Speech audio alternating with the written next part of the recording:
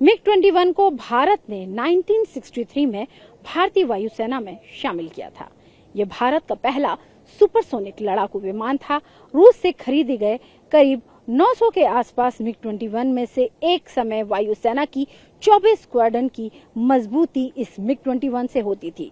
1965 के भारत पाक युद्ध से लेकर 1971 के बांग्लादेश मुक्ति संग्राम तक, 1999 का कारगिल युद्ध हो या फिर 2019 की बालाकोट एयर स्ट्राइक और हाल ही में किया गया ऑपरेशन सिंदूर, हर मोर्चे पर MiG-21 ने दुश्मन को करारा जवाब दिया है।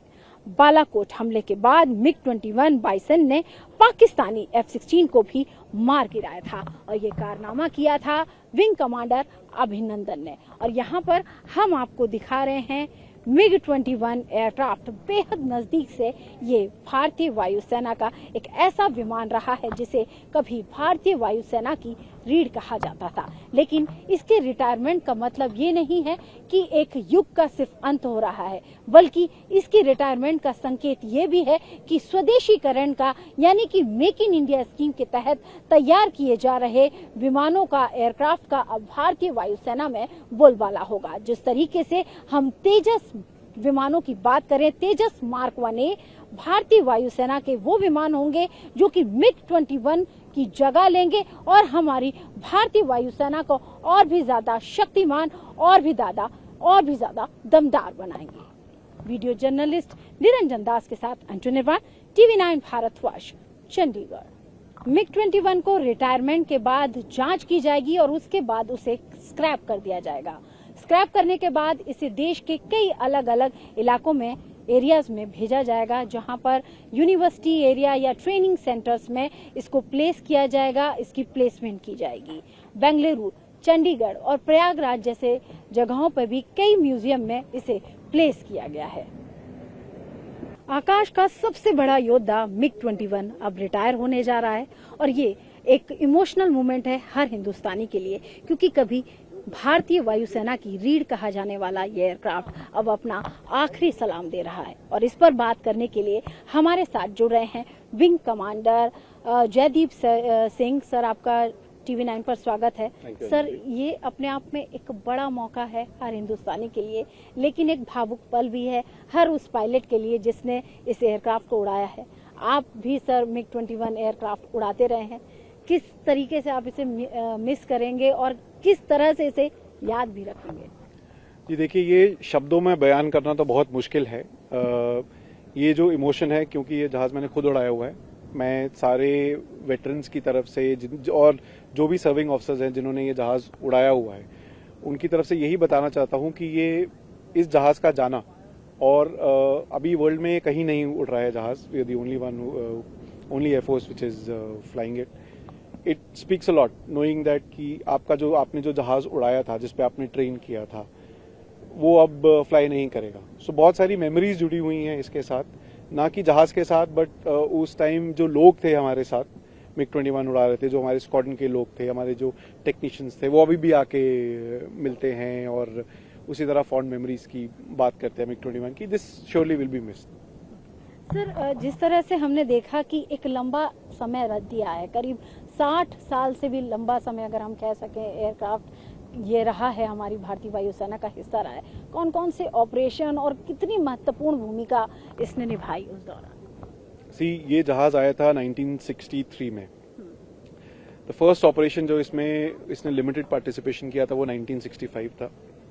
जब तक 1971 की बात आई तो काफी ज्यादा नंबर्स में MiG-21 इंडक्ट हो गए थे। ये जब आया था जहाज तो हाई ऑल्टीट्यूड सुपरसोनिक एयरक्राफ्ट था, बट 1971 में हमने इसको A2 ग्राउंड के लिए भी एक्सटेंसिवली यूज किया था। मोस्ट नोटेबल था कुर्मितोला तेजगांव पे जो हमने बॉम्बिंग किया था, उनका रनवे एकदम किसी जहाज के लायक नहीं लिया था। तो basically practically grounding Pakistan air force का एयरबोर्न ऑपरेशन वहां से, एंड ऑल्सो 1971 वॉर में जो गवर्नर्स रेजिडेंस था ढाका में, उस पर अटैक करने के लिए, टाइमली अटैक करने में, ताकि एनिमी का जो मनोबल है, उनका जो कमांड का मनोबल है, वो तोड़ दिया जाए। और वही हुआ। 14 तारीख को अटैक हुआ, 16 तारीख को पाकिस्तान ने सरेंडर किया विद 93,000 POWs। 93,000 POWs वर्ल्ड में आज तक बहुत कम होगा जो किसी ने लिया होगा। सर ऑपरेशन सिंदूर में भी इसकी एक महत्वपूर्ण भूमिका रही, ये उस समय भी बिल्कुल एक्टिव मोड में था, it was also placed. Yes, MiG-21 Bison was operationally deployed during Op Sindoor also, और जहां पे इस्तेमाल करना था वहां पे MiG-21 को किया था।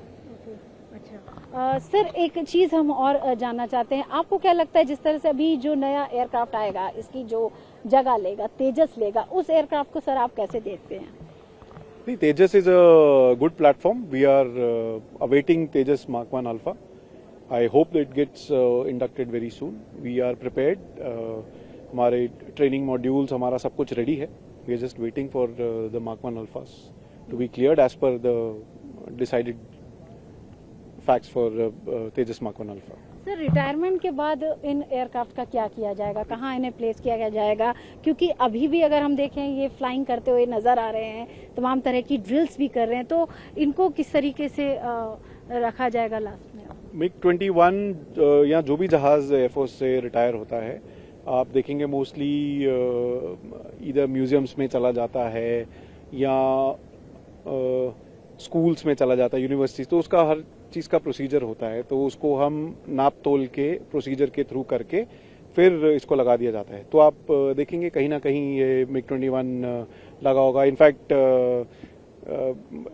एक दो जगह तो हमने जो नंबर्स मैंने फ्लाई किए शायद वो जहाज भी लगा हो किसी जगह पे, तो देख के अच्छा भी लगता है और थोड़ा सा इमोशनल भी फील होता है कि ये जहाज हमने उड़ाया हुआ है। बिल्कुल सर, इमोशनल पल है। सर एयर चीफ भी इसको उड़ा रहे हैं क्योंकि MiG-21 की लास्ट सॉर्टी बादल फॉर्मेशन में उनके द्वारा। जी हाँ, एयर चीफ भी उड़ा रहे हैं। 26 will be the last day and this is exuding confidence in this aircraft and flying till the last, and he'll be there in Badal formation. He'll come and fly the aircraft in the last sortie of MiG-21. Sir एक last question, sir जिस तरीके से अब ये retire हो रहा है ये एयरक्राफ्ट, आप भारतीय वायुसेना की अगर हम आगे की बात करें, क्योंकि ये एयरक्राफ्ट रिटायर होंगे लेकिन मेक इन इंडिया स्कीम के तहत तैयार किए जा रहे हैं तमाम एयरक्राफ्ट उसका हिस्सा होंगे, फ्यूचर आप कैसा देखते हैं एयरफोर्स का? क्योंकि इसकी रिटायरमेंट के बाद 29 स्क्वाड्रन रह जाएंगी, तो किस तरीके से आगे के कदम लिए जाएंगे?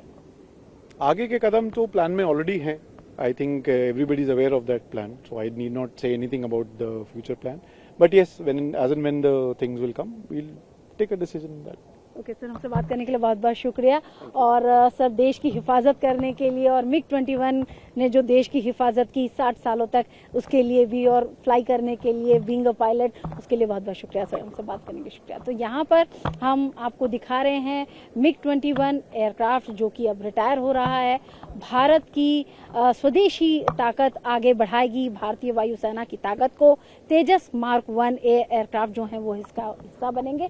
और यहाँ पर हम आपको दिखा रहे हैं MiG-21 वो एयरक्राफ्ट जो कि कभी भारतीय वायुसेना की रीढ़ कहा जाता था। वीडियो जर्नलिस्ट निरंजन दास के साथ अंजू निर्वाण, TV9 भारतवर्ष, चंडीगढ़।